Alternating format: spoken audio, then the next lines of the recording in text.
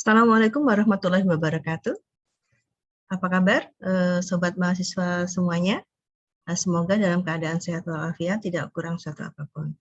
Baik, untuk kali ini saya Santi Dewi akan melanjutkan daripada materi perkuliahan kita, yaitu pada mata kuliah manajemen perubahan, dan saat ini kita akan memasuki bab 9, yaitu mengenai implementasi dalam manajemen perubahan. Sudah siap ya?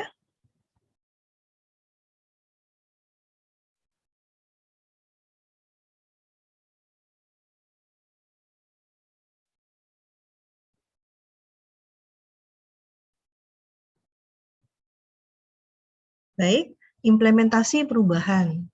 Apa saja permasalahan yang dihadapi di dalam implementasi perubahan?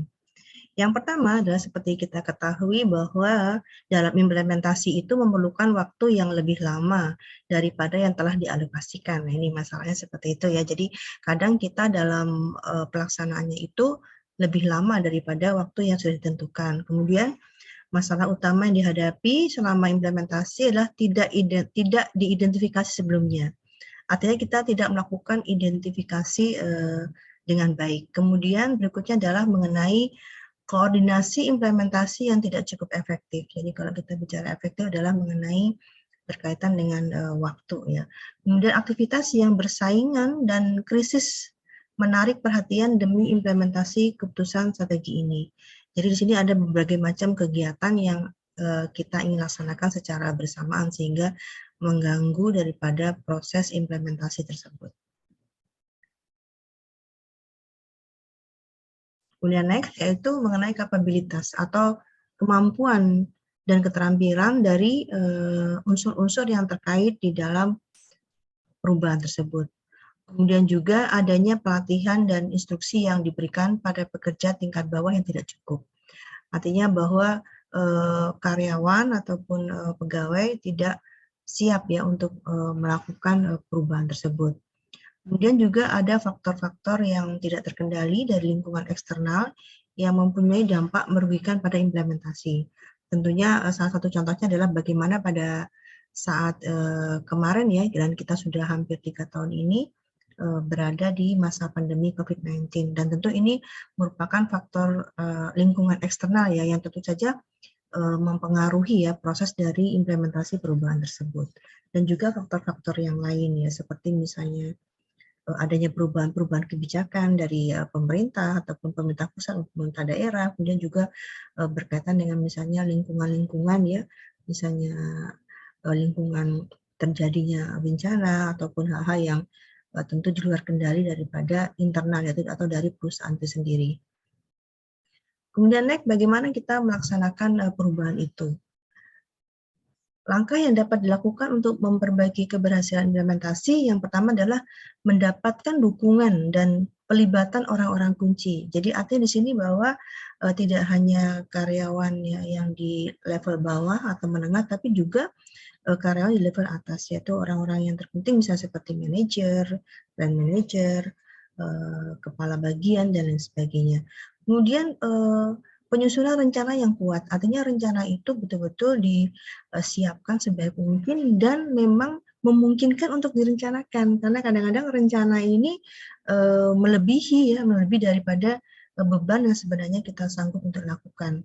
Kemudian mendukung rencana dengan perilaku konsisten, artinya kita ajak ya, kita sudah konsisten gitu untuk melaksanakan hal tersebut, maka tentu kita juga harus siap dengan adanya situasi-situasi yang mungkin menjadi tidak nyaman, karena ketika kita melakukan perubahan itu pasti yang menjadi kendala salah satunya adalah kita akan berada di situasi yang tidak nyaman karena sesuatu perubahan tersebut.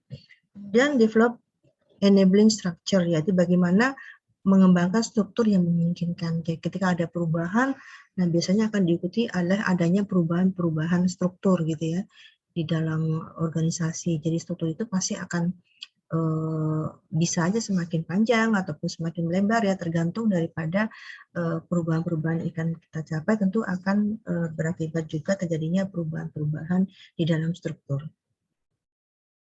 Kemudian yang pertama selanjutnya adalah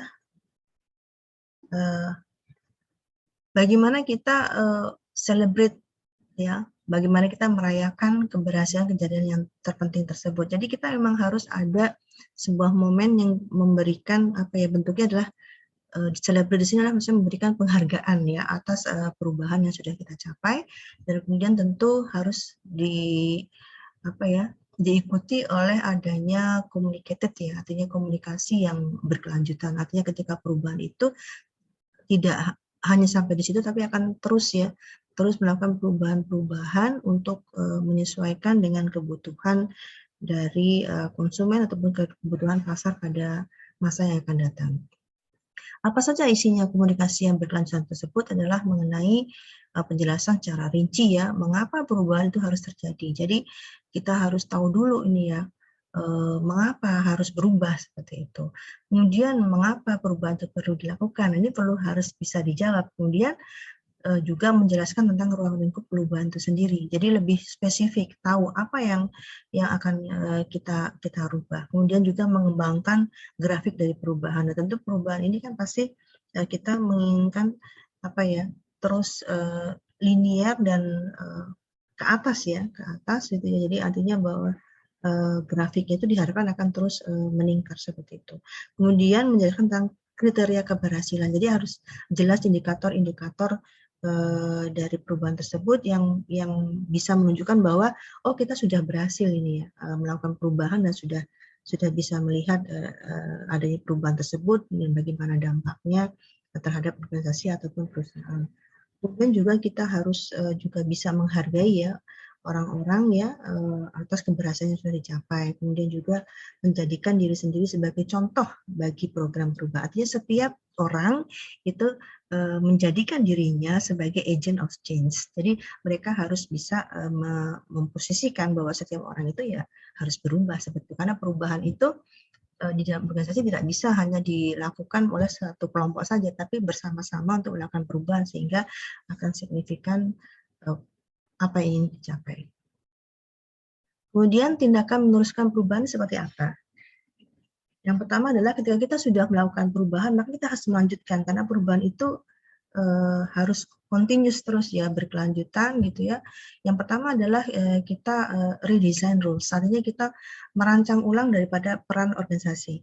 Nah, biasanya perubahan di dalam organisasi itu juga diawali dengan perubahan-perubahan dari variabel terkecil, yaitu dari apa ya, para karyawan di situ. Jadi perubahan-perubahan yang dicapai oleh karyawan tentu nanti akan berkelanjutan atau akan berdampak kepada perubahan dan organisasi karena karyawan itu merupakan salah satu unsur dari organisasi. Kemudian juga selanjutnya meredesain reward system. Artinya bagaimana sistem penghargaan kita tentu akan berubah karena dengan adanya perubahan maka mereka sudah bisa keluar dari zona nyaman untuk menghadapi perubahan itu, dan tentu diharapkan bisa memberikan hasil yang lebih baik daripada kinerja terdahulu, dan tentu ini terus mensupport pasti akan ada reward ya atas penghasilan tersebut. Kemudian juga di sini adanya link selection decision to change objective ya. Jadi bagaimana kita harus juga menyeleksi staff-staff kita siapa yang bisa melakukan perubahan tersebut atau mencapai daripada tujuan-tujuan perubahan tersebut. Dan juga selanjutnya kita memerlukan tindakan yang nyata. Jadi dalam perubahan ini tidak hanya kata-kata ataupun rencana saja, tapi benar-benar diimplementasikan, benar-benar dilaksanakan sehingga perubahannya itu terlihat jelas. Dan ini akan berpengaruh ya, tentu tidak hanya secara individu, tapi juga di dalam organisasi. Kemudian selanjutnya adalah encourage voluntary acts for inisiatif ya. Jadi bagaimana kita menggiatkan kesukarelaan dalam inisiatif. Artinya bahwa setiap unsur ataupun karyawan di situ itu mereka mampu memberikan ide-idenya, memberikan inisiatif. Jadi inisiatif itu tidak harus datang dari atas, dari pimpinan, tetapi dari bawah pun juga mereka diharapkan mau memberikan inisiatif untuk kemajuan daripada organisasi ataupun perusahaan. Jadi secara sukarela ya, artinya nggak harus disuruh-suruh atau tidak harus dengan iming-iming tertentu untuk memberikan inisiatif. Dan ini harus diapresiasi. Kemudian measure progress, artinya bagaimana kita bisa mengukur daripada progres ataupun kemajuan yang sudah dicapai. Nah, di sini kita lihat ya dari ukuran bagaimana memimpin, kemudian bagaimana juga ukuran mengenai keterlambatan, ukuran internal, eksternal, ukuran biaya dan juga ukuran dari pembukaan biaya. Ini harus jelas gitu terukurin apa. Sehingga kita bisa memberikan penilaian bahwa progres ini sudah sampai mana gitu ya, apakah sudah mendekati finalnya atau belum.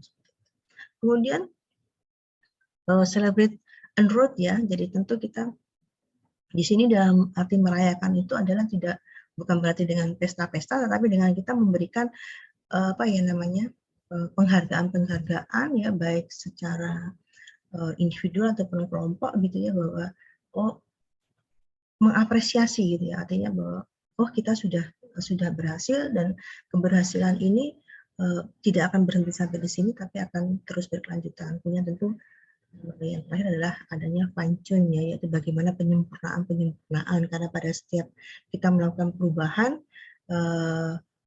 bisa jadi akan kita temukan beberapa hal yang mungkin tidak sesuai ataupun belum tercapai atau masih belum maksimal. Nah, karena apa ya? Karena kebutuhan konsumen, kemudian keadaan di eksternal itu juga akan terus berubah ya. Nah, sehingga kita sebagai apa ya, organisasi ataupun di perusahaan juga harus bisa menyesuaikan dengan kebutuhan-kebutuhan yang ada di luar seperti itu. Karena kita kan menghasilkan barang gitu ya, ataupun kita juga memberikan jasa, dan tentu kita harus bisa mengikuti kebutuhan mereka gitu, sehingga kita pun juga harus terus melakukan penyempurnaan, melakukan inovasi-inovasi, dan juga melakukan perubahan-perubahan sesuai dengan tuntutan zaman seperti itu. Oke, baik. Apa saja yang harus kita waspadai ketika kita dalam pelaksanaan implementasi perubahan? Yang pertama adalah kita harus waspada ya terhadap adanya hasil-hasil yang tak terduga. Hasil-hasil yang tak terduga itu bisa saja sesuatu yang lebih baik atau sesuatu yang buruk. Nah, ini kita harus menyiapkan itu. Bagaimana kalau kita tidak sesuai dengan target kita ataupun tidak sesuai dengan yang menjadi goal kita gitu ya. Nah, ini tentu kita harus berhati-hati ketika dia di pencapaiannya itu ekspektasi itu nggak masalah ya, tapi yang jadi masalah adalah ketika kita hasil itu tidak terduga gitu. Nah, kemudian bagaimana kita juga harus memperhatikan pengukuran-pengukuran yang sifatnya limit ya, limit itu seperti apa. Kemudian juga harus jangan terburu-buru ya, itu ya, dari don't declare victory too soon ya, gitu. Artinya bahwa kita jangan buru-buru untuk puas gitu, jangan buru-buru untuk mengakui bahwa oh kita sudah sukses, sudah berhasil, sementara sebenarnya kita belum final gitu ya, belum selesai nih yang perubahan yang kita lakukan. Dan juga berhati-hati pada peningkatan komitmen ya, be aware expression of commitment. Jadi penting kita untuk berhati-hati, tidak terlalu cepat menyatakan bahwa perubahan berpotensi tidak berhasil. Nah, jadi orang yang apa ya namanya kita tuh sudah pesimis dulu gitu ya, bahwa oh ini kemungkinan nggak berhasil nih, padahal kita mungkin baru di tengah jalan ataupun belum selesai secara sempurna untuk melaksanakan daripada perubahan tersebut. Jadi kita juga tidak terlalu cepat untuk men-celebrate ataupun bahwa kita tuh sudah sukses, sudah berhasil, ataupun juga kita sudah berprasangka bahwa oh ini kemungkinan tidak berhasil. Jadi kita harus waspada terhadap tersebut. Kalau memang dia belum semuanya mensupport untuk tercapainya perubahan tersebut, ya kita laksanakan terus. Ya kalau dia masih menunjukkan adanya progres yang bagus, ya kita teruskan gitu. Tapi kalau memang betul-betul dianalisa kembali ternyata memang tidak bisa dilaksanakan, maka ya kita harus segera gitu ya mencari penyebabnya apa, kemudian kita melakukan perubahan-perubahan lagi agar perubahan yang ingin kita capai berhasil seperti itu. Kemudian bagaimana berkaitan dengan manajemen innovation-nya ataupun inovasi di manajemennya. Yang pertama adalah manajemen itu harus mengikuti teknologi ya, teknologi yang terakhir seperti apa gitu, yang untuk menunjang daripada pekerjaan kita. Walaupun pekerjaan kita bisa aja, apalagi kalau dia berupa produk ya, tentu Misal ya, kalau kebutuhan dari pasar ataupun konsumen yang menginginkan dalam kuantiti dan quality yang lebih baik, tentu berkaitan dengan teknologi. Demikian juga di jasa ya, bagaimana teknologi sekarang sudah bisa lebih apa ya namanya, lebih memberikan apa, sangat menunjang dalam pekerjaan untuk mempercepat ataupun lebih efektif dan juga lebih efisien. Kemudian juga berkaitan dengan tantangan-tantangan manajemen yang akan dihadapi, kemudian bagaimana juga pengertian dari inovasi itu sendiri.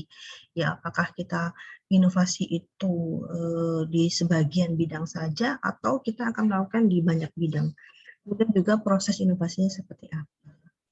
Kemudian di sini tentu berkaitan dengan masalah ide ya, ide generationnya, bagaimana kita membangkitkan gagasan-gagasan ya supaya tumbuh ide-ide kreatif kita, kemudian juga berkaitan dengan opportunity-nya ya, bagaimana pengenalan peluangnya dan juga ide-ide tentang evaluasi, pengembangan, dan juga tentu commercialization atau komersialisasi ya, ini juga bagian daripada proses inovasi.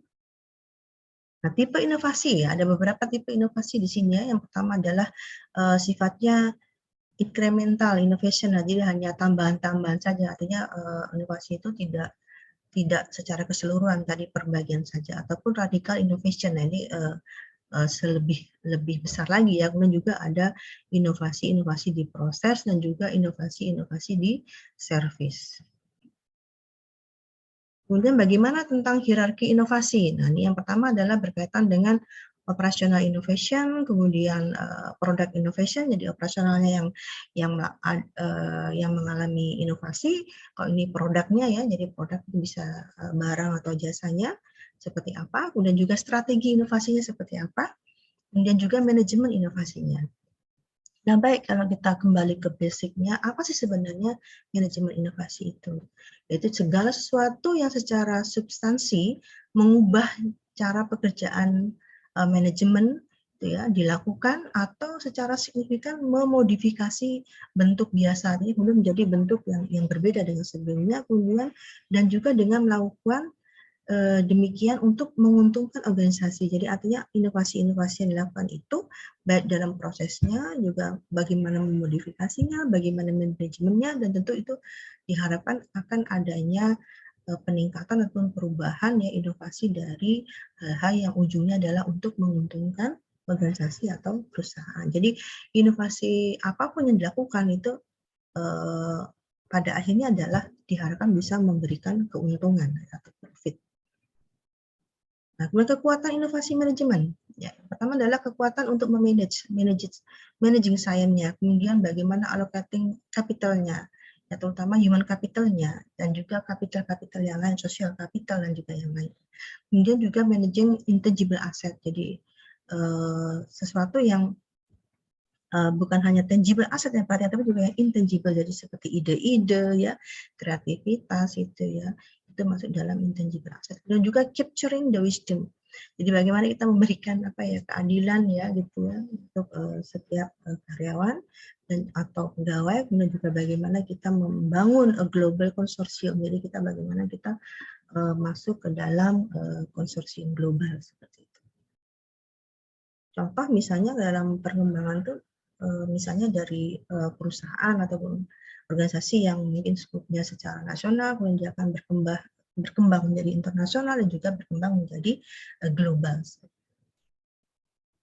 Manfaat inovasi manajemen itu apa saja? Nah, ini ada tentu inovasi manajemen akan membuahkan keunggulan kompetitif. Jadi bagaimana kita akan memiliki kemampuan yang memiliki daya saing gitu terhadap produk-produk baik barang ataupun jasa. Kemudian hambatannya apa dalam inovasi manajemennya? Yang pertama adalah manajer yang tidak melihat dirinya sebagai inventor gitu. Jadi manajer itu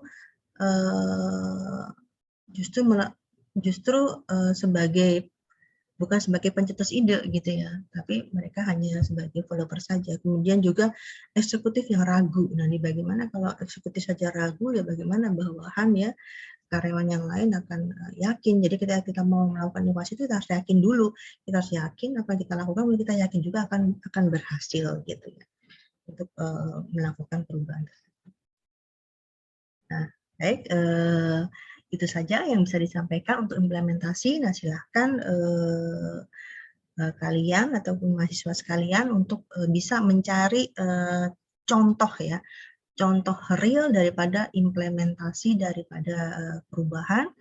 Apa yang dilakukan oleh perusahaan, apa yang dilakukan oleh organisasi. Jadi baik perubahan itu bisa dari prosesnya, bisa dari produknya, juga bisa dari manajemen. Kan nanti mencari contoh realnya di perusahaan-perusahaan yang telah melakukan manajemen perubahan dan mengimplementasikannya. Baik, adapun untuk referensi di sini menggunakan dari buku dari Sondang Siagian dan juga Renat Kasali, Danang Sunirto, Wibowo, dan juga ada dari Ivan Shevis ya, dan juga Gibson.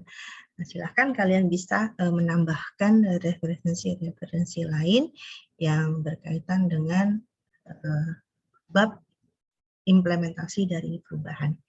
Demikian, terima kasih atas perhatiannya, semoga bermanfaat.